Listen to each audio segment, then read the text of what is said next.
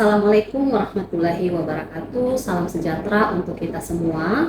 Perkenalkan, saya Fibrianti Laporo, SES HMAK dengan NIDN 0901059001 dan NUPTK 285776 866923042. Saya adalah dosen tetap pada program studi akuntansi sektor publik, Fakultas Pemerintahan dan Sektor Publik Universitas Bina Mandiri Gorontalo. Pada kesempatan ini, saya akan menyampaikan pernyataan diri dosen sebagai bagian dari proses unjuk kerja Tridharma Perguruan Tinggi atau yang biasa kita kenal dengan PDD UKT PT yang merupakan salah satu persyaratan tahapan dalam sertifikasi dosen tahun 2025.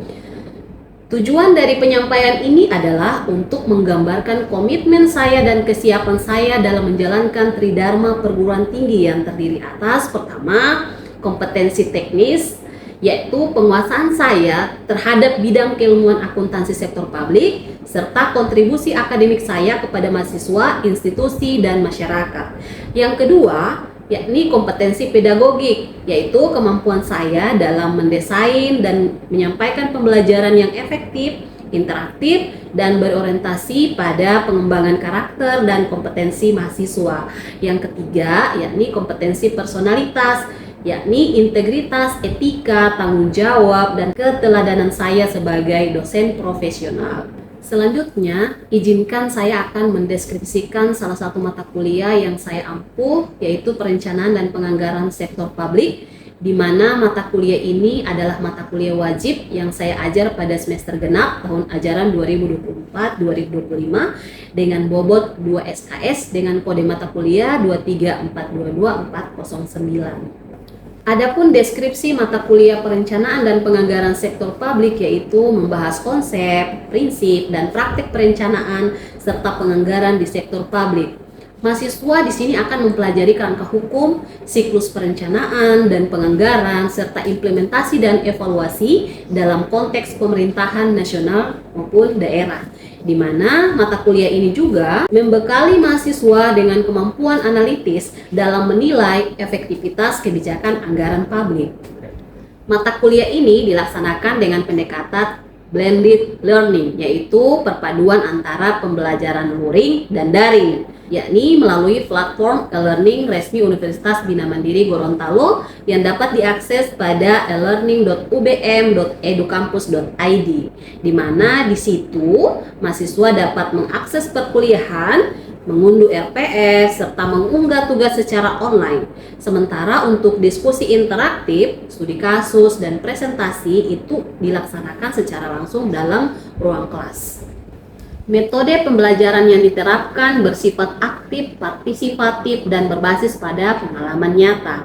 Di antaranya adalah ceramah interaktif untuk membangun pemahaman mahasiswa terhadap materi pada mata kuliah Perencanaan dan Penganggaran Sektor Publik. Diskusi kelompok yang mendorong kolaborasi mahasiswa dalam menyelesaikan studi kasus nyata. Problem based learning atau PBL, pendekatan pembelajaran yang berpusat pada mahasiswa. Pembelajaran dimulai dari suatu masalah nyata atau simulasi yang kompleks dan tidak terstruktur. Dengan pendekatan ini, saya berkomitmen untuk menciptakan pembelajaran yang berpusat pada mahasiswa, sekaligus dapat menyiapkan mahasiswa yang mampu berpikir kritis, adaptif, dan beradaptasi dalam menghadapi persaingan global. Capaian pembelajaran pada mata kuliah ini yakni pertama, menguasai konsep teoritis perencanaan dan penganggaran sektor publik, kedua, menguasai prinsip good governance dalam pengelolaan anggaran, ketiga, mampu berpikir kritis dan analitis dalam menyelesaikan masalah perencanaan dan penganggaran publik, keempat, mampu mengkomunikasikan gagasan secara efektif secara lisan dan tulisan, kelima, mampu bekerja dalam tim lintas bidang secara profesional. Keenam, mampu menyusun dokumen perencanaan dan penganggaran sesuai kerangka hukum yang berlaku. Ketujuh, mampu mengevaluasi praktek penganggaran di tingkat nasional dan daerah. Dan yang terakhir, yakni mampu mengintegrasikan prinsip akuntabilitas dan transparansi dalam proses penganggaran. Untuk capaian pembelajaran mata kuliah yang diharapkan antara lain yang pertama, mahasiswa mampu menjelaskan konsep dasar perencanaan dan penganggaran sektor publik. Yang kedua, mahasiswa mampu menganalisis siklus dan tahapan perencanaan serta penganggaran publik. Yang ketiga, mahasiswa mampu mengidentifikasi prinsip good governance dalam pengelolaan anggaran. Yang keempat, mahasiswa mampu menilai praktek dan tantangan penganggaran publik di Indonesia. Yang kelima, mahasiswa itu mampu menyusun rancangan perencanaan dan anggaran berbasis hasil. Beberapa referensi utama yang saya pakai ada Mardiasmo dengan judul Akuntansi Sektor Publik, Bappenas dengan judul Pedoman Penyusunan Rencana Pembangunan Nasional tahun 2020, dan ada bukunya Halim yakni Penganggaran Pemerintah Daerah di Indonesia, dan ada beberapa regulasi yang saya pakai yakni pertama Undang-Undang Nomor 17 tahun 2003, Undang-Undang Nomor 25 tahun 2004, dan Undang-Undang 23 tahun 2014, dan ada beberapa artikel ilmiah saya serta referensi lainnya. Mata kuliah ini terdiri dari 16 kali pertemuan atau minggu, di mana setelah 7 minggu pertama akan dilakukan ujian tengah semester, lalu setelah minggu ke-15 adalah ujian akhir semester, di mana dalam mata kuliah ini mahasiswa belajar tentang pengantar perencanaan dan penganggaran publik, kerangka hukum perencanaan dan penganggaran di Indonesia, jenis-jenis perencanaan, perencanaan pembangunan nasional maupun daerah, pendekatan dalam penganggaran, dokumen-dokumen penganggaran, sistem perencanaan pembangunan nasional, analisis belanja publik dan efisiensi anggaran, belajar tentang peran legislatif dalam penganggaran, partisipasi publik dalam perencanaan dan anggaran, monitoring dan evaluasi anggaran publik, belajar tentang isu dan tantangan dalam penganggaran sektor publik, belajar tentang inovasi dalam penganggaran publik, baik itu digital budgeting maupun e-planning, dan yang terakhir adalah diskusi dan refleksi akhir semester. Adapun metode penilaian dalam mata kuliah perencanaan dan penganggaran sektor publik ini mencakup 5 komponen utama. Yang pertama, kehadiran dan keaktifan dalam kelas dengan bobot 15%. Yang kedua, tugas individu, kelompok, dan proyek dengan bobot 20%. Yang ketiga, ujian tengah semester dengan bobot 25%. Yang keempat, ujian akhir semester dengan bobot 35%. Yang terakhir adalah attitude dengan bobot 5%. Penilaian dilakukan secara objektif dengan indikator seperti ketepatan dan penguasaan materi, partisipasi aktif, serta kemampuan dalam analisis studi kasus. Saya menggunakan rubrik penilaian yang jelas dan terukur, dan hasil evaluasi saya akan sampaikan kembali kepada mahasiswa sebagai bagian dari umpan balik untuk meningkatkan kualitas pembelajaran. Demikian, semoga pernyataan ini dapat memberikan gambaran yang jelas mengenai integritas dan profesionalisme saya sebagai pendidik di lingkungan pendidikan tinggi. Saya percaya bahwa setiap perkuliahan adalah ruang untuk tumbuh, bukan hanya bagi mahasiswa, tapi juga bagi dosennya. Dengan penuh tanggung jawab dan semangat, saya terus berusaha menjadi bagian dari proses perubahan itu. Terima kasih atas perhatian dan kepercayaannya. Wassalamualaikum warahmatullahi wabarakatuh.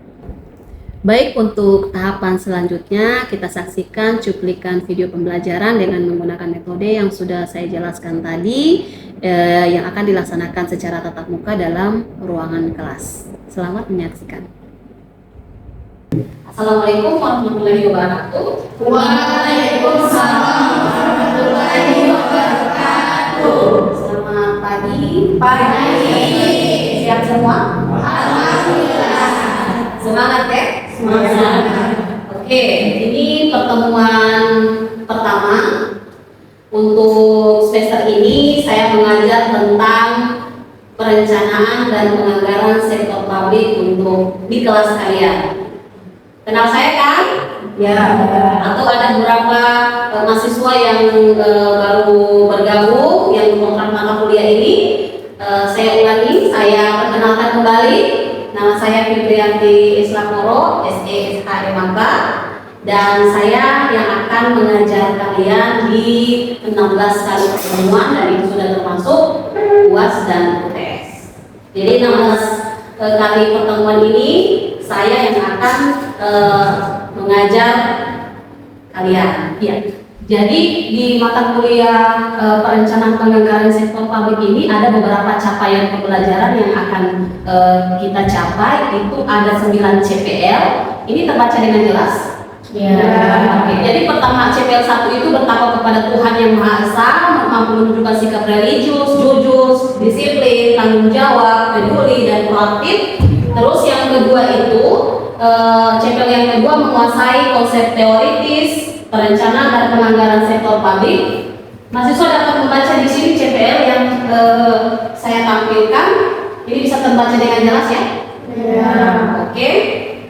Next. Dan untuk capaian pembelajaran mata kuliah itu terdiri dari 5 CPMK. Yang pertama, mahasiswa mampu menjelaskan konsep dasar perencanaan dan penganggaran sektor publik.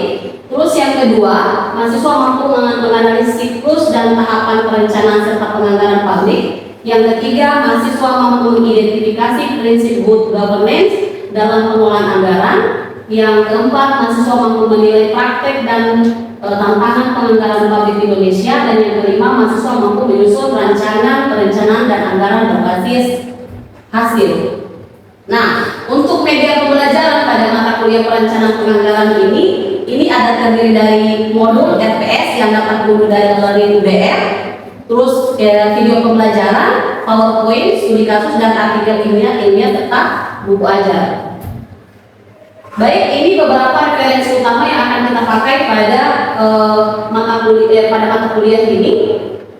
Ini ada bukunya Mardiasmo yang judulnya Akuntansi Sektor Publik, ada Bappenas dan Harim, dan ada beberapa regulasi yang saya gunakan. Undang-Undang Nomor 17 Tahun 2003, Undang-Undang Nomor 25 Tahun 2004, dan Undang-Undang Nomor 23 Tahun 2014 tentang pemerintahan daerah, serta beberapa artikel ilmiah saya yang dapat diunduh di website seperti itu. Oke. Jadi mata kuliah ini ada terdiri dari 16 kali pertemuan, dan di 7 minggu pertama akan dilakukan ujian tengah semester. Setelah itu di minggu ke-15 akan ada ujian akhir semester. Ini bisa dilihat ada beberapa dari materi pertama sampai dengan yang pertemuan ke-14. Ini terbaca dengan jelas ya. Ya. Jadi untuk mata kuliah ini ada 14 pertemuan.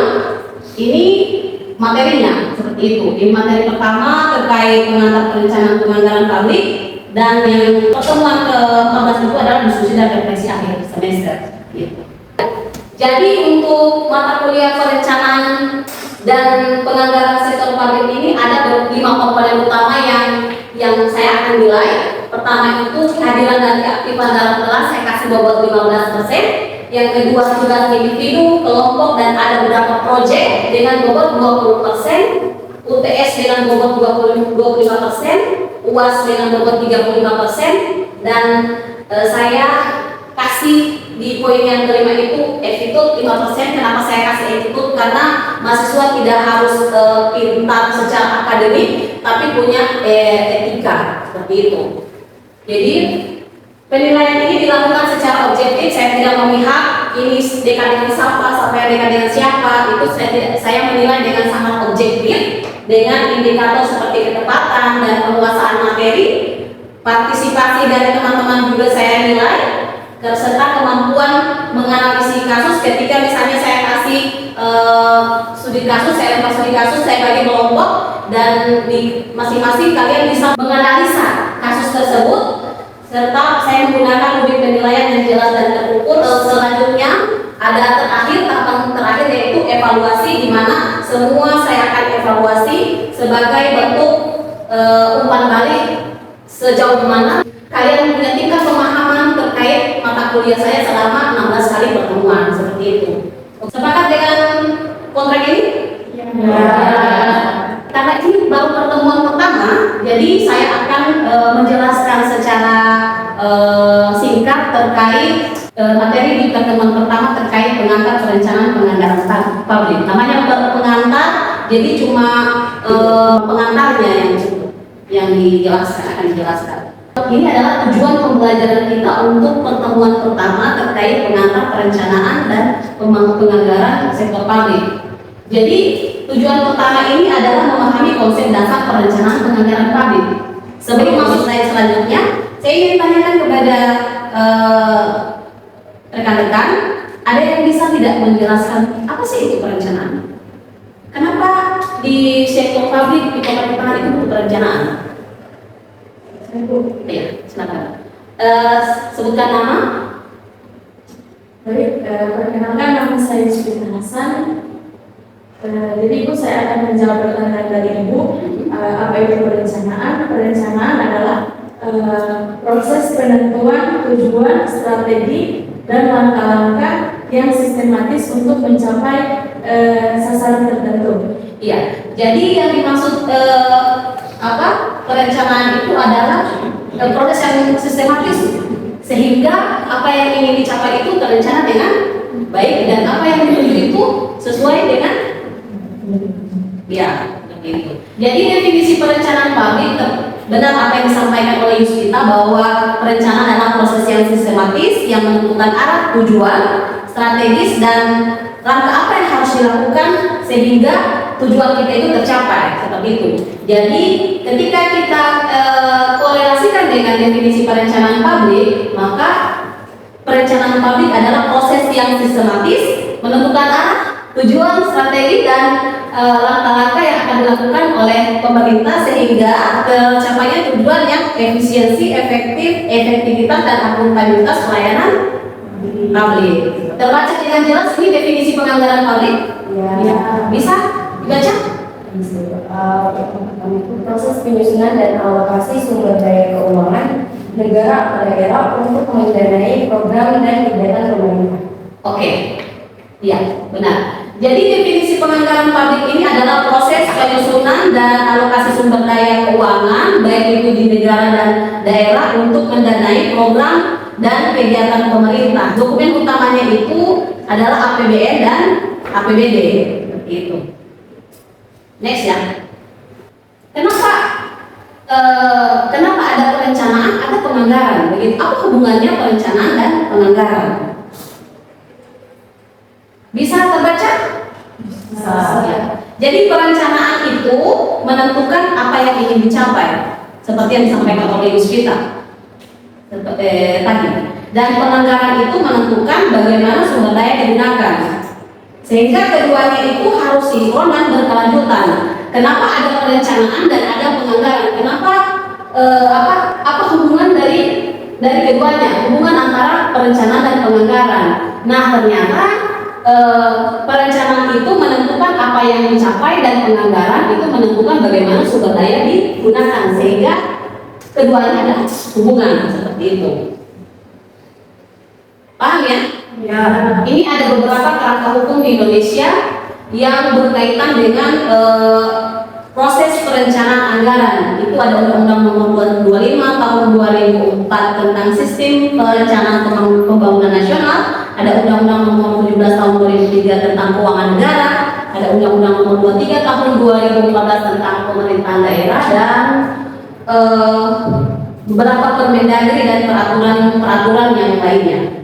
Ini ada tahapan perencanaan publik, bisa terbaca? Bisa. Saya minta tolong baca. Oke, yang pertama itu tahapan perencanaan publik, membuat visi, misi dan tujuan pembangunan. Yang kedua, menyusun rencana jangka panjang, menengah dan tahunan. Yang ketiga, konsultasi publik dan yang keempat, penetapan rencana. Oke, jadi tahapan perencanaan publik itu pertama ada visi misi dan tujuan pembangunan, kedua ada penyusunan rencana jangka panjang, rencana jangka menengah maupun rencana tahunan, terus ada konsultasi publik dan yang terakhir adalah penetapan rencana. Gitu. Ada pertanyaan di slide ini? Oke, next.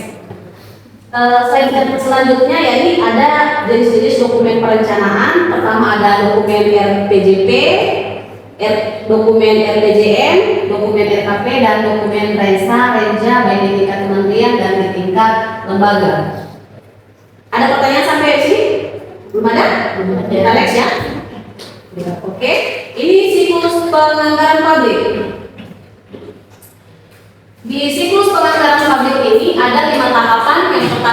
perencanaan anggaran siklus yang kedua. Setelah ada proses perencanaan anggaran, setelah itu ada proses penyusunan RAPBN maupun RAPBD ketika itu di daerah. RAPBN itu ketika penyusunan anggaran negara. Yang ketiga adalah pembahasan dan pengesahan bersama DPR RI kalau bahas tentang RAPBN. Kalau misalnya RAPBN itu di tingkat daerah, dan DPRD yang bahas itu baik provinsi maupun daerah. Yang keempat adalah pelaksanaan anggaran, dan yang kelima adalah monitoring dan evaluasi. Itu. Sampai sini ada pertanyaan? Belum ada? Oke.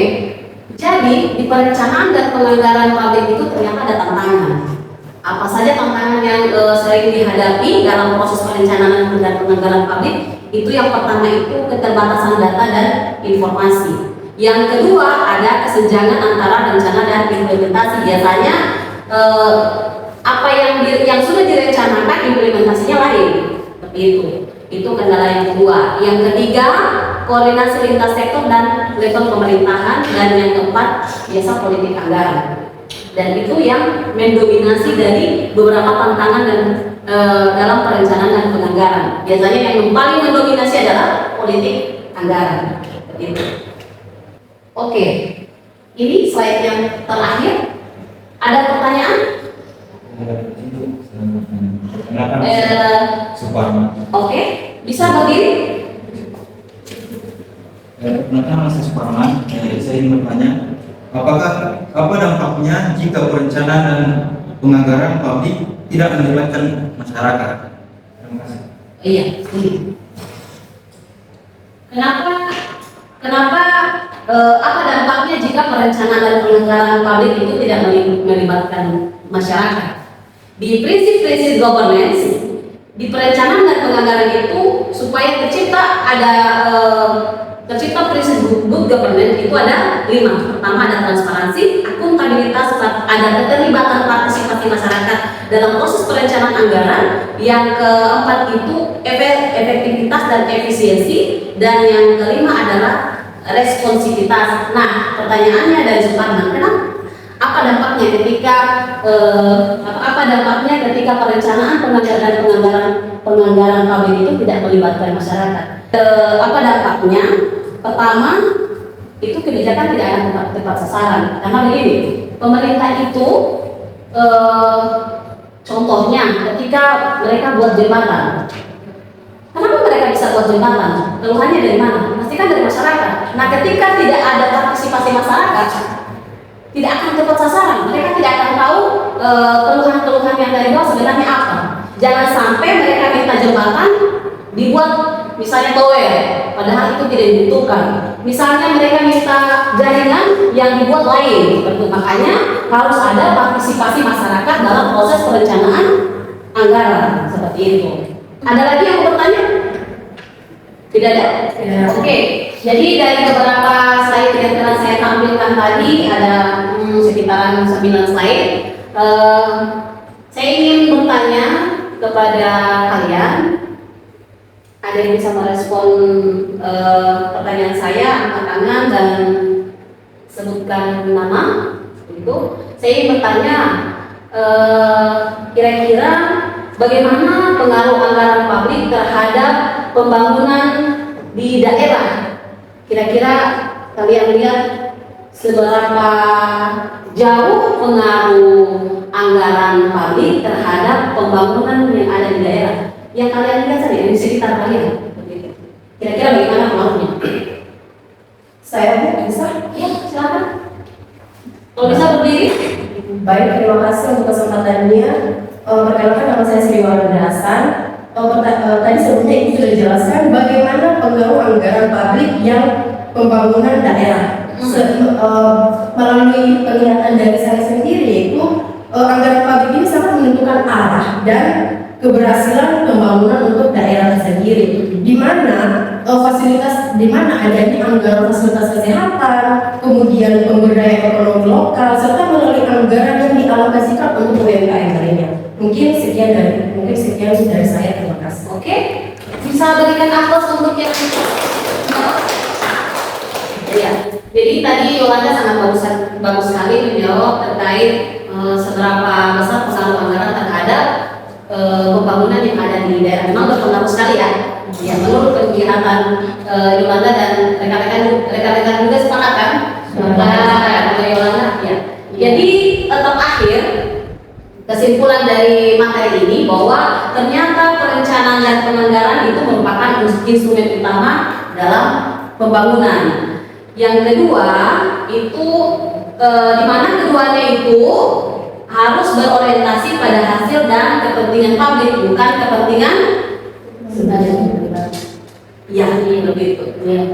Yang terakhir perlu ada komitmen terhadap transparansi, akuntabilitas dan partisipasi semua seperti itu. Oke, masih ada pertanyaan? Ataukah ada yang masih mau di-sharing? Cukup. Tidak ada. Karena tidak ada lagi yang mau disampaikan untuk pertemuan pertama ini, saya akhiri. Terima kasih untuk teman-teman semua. Kita akan bertemu lagi di pekan selanjutnya dengan materi yang berbeda. Sekian dari saya. Lebih dan kurang saya mohon maaf. Billahi taufik wal hidayah. Wassalamualaikum warahmatullahi wabarakatuh. Waalaikumsalam warahmatullahi wabarakatuh. Jadi jangan lupa tadi untuk ketua tingkat yang sudah saya pilih, tolong koordinir daftar hadir sebelum meninggalkan ruangan ini. Oke? Iya. Oke. Terima kasih ya. Iya. Kita ketemu minggu depan. Sekian video pembelajaran pada mata kuliah perencanaan dan penganggaran sektor publik pada program studi akuntansi sektor publik Fakultas Pemerintahan Sektor Publik di Universitas Bina Mandiri Gorontalo. Semoga dapat menjadi pertimbangan baik dalam proses pengajuan sertifikasi dosen di tahun 2025. Terima kasih. Wassalamualaikum warahmatullahi wabarakatuh.